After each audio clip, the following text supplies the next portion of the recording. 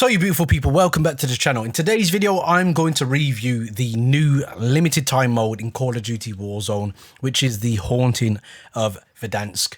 Now, we're at that time of year where there's a lot of festivities, and a lot of games have started to do this, where they incorporate things into the game that basically reflects what's going on in these festivals. One of the first games to do this was Fortnite, and it really went down well with the community.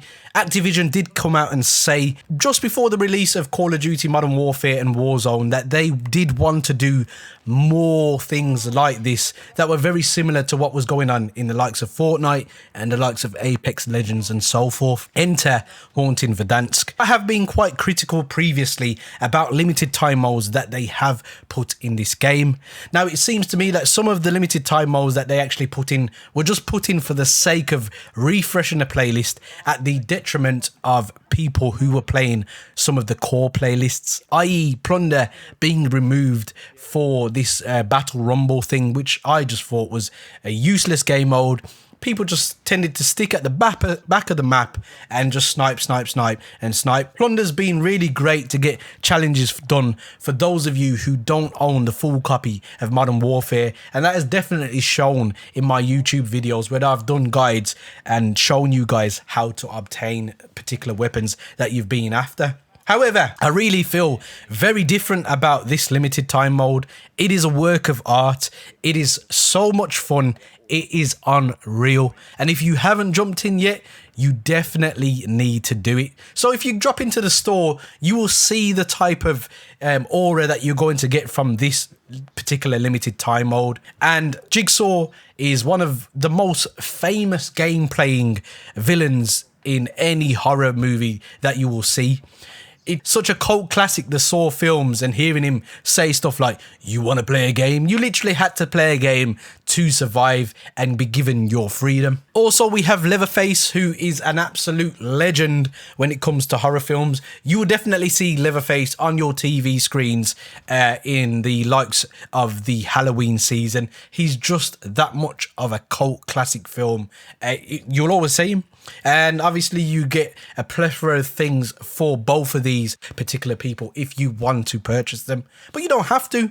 So I'm going to review the Zombie Royale mode here because this is what I feel you need to play if you haven't played it already. So I'll give you a bit of a breakdown as to what you can expect and why I believe this is such a good game mode. So aesthetically, it's so pleasing on the eye, and after playing the beta for Cold War for the last 2 weekends, I've really had a new appreciation for the engine and what Infinity Ward has done in terms of polishing the look of Modern Warfare and Warzone. It is a beautiful looking game, and it looks even better in this nighttime aura that they've got going on. So the map is set in a darker time. It is nighttime. It's a more dusky look, so it's not too dark, but it is difficult to see people if you are not paying attention. You can quite easily stand next to a tree and not be recognized very quickly if you're keeping very still. And I like these kind of things going on. It's very spooky. You will get frightened in this game, and I'm not saying frightened as in, oh, you're a wimp, you're going to jump out your seat, but there are going to be things that catch you off guard, and I absolutely love what they've chose to do. You can open a box and find a woman screaming in your face on the screen out of nowhere to give you heart palpitations. There are ghosts that spontaneously just turn up looking at you. It just gives you the chills sometimes. It's really invoking of the emotions that we have as human beings, and they've really thought very long and hard as to what they're going to do. So in terms of the objective is simple: win the battle royale by being the last player or players, it is trios, left in the game mode, and you have to be human. So what do I mean by you have to be human? Now, if you are caught slipping in this game and you are killed in action, then you will become a zombie and you will get a chance to respawn. But you can take vengeance if you're clever.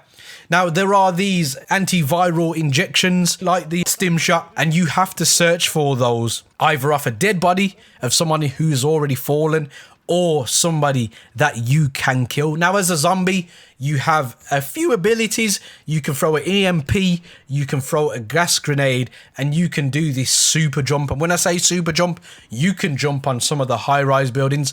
None of the ones down in downtown, like the really ultra-high skyscraper, but something that's about 4 or 5 tiers. If you charge it up long enough, you can do this ridiculous jump and then wait for that to recharge again. And basically, all you have to do as a zombie is just chase down anyone who is still a human being and not a daywalker. It's so enjoyable being on either side of the coin, and that's what makes this game mode so much fun. Now, if you do manage to get the 2 antiviral stim shots, then you get to respawn yourself again as a human being and continue with your mission as trying to win the battle royale. You can also be brought back by one of your teammates at the buy station. So there are several different ways for you to basically reactivate yourself and get back in the game. Now, what I do like, just because you're a zombie, it doesn't mean that you have eternal life. If you are shot by somebody and killed, that is it. It is over unless you are brought back. So it brings a different dynamic into the game. So you have people who are trying to survive as humans, and you also have zombies trying to survive to become humans again. It's so hype, it's unbelievable. It really does get your adrenaline and heart rate going. Now, the zone starts smaller than usual, so it's a game mode that is fast, frantic, and action-packed. And when you get to the latter part of the game, then you will see just how mental this game mode does become. It's a special game mode that has taken a lot of thought, and they have obviously put a lot of time and resources into this to get it finished. And the finished article is, unfortunately, I'm going to have to say this, something that I believe I would like to see stay, but because it's a Halloween special, it isn't going to stay. It would be a great game mode to keep in this game. It's absolutely brilliant, and it's just revolutionized, in my opinion, LTM. It's the best LTM that I have ever played in any game that I have played with LTMs. I feel that strongly. So well done, Infinity Ward, and well done, Activision, because you've dropped something on the table that is wholeheartedly fun. That is the bottom line about this game mode. It is so much fun. You can play it on your own, but it is absolutely so much better if you play it with your mates, because the reactions of you and the reactions of them, you're really gonna enjoy yourself. So guys, make sure you jump on this and give it a go, and let me know down in the comment section if you have tried it, what you actually think. Guys, there are many buttons you could hit, but I like a subscribe button. I hope they took your fancy, and as always, guys, don't forget to stay on the right track. Peace. That was a mad ending. Oh, I worked so hard for that.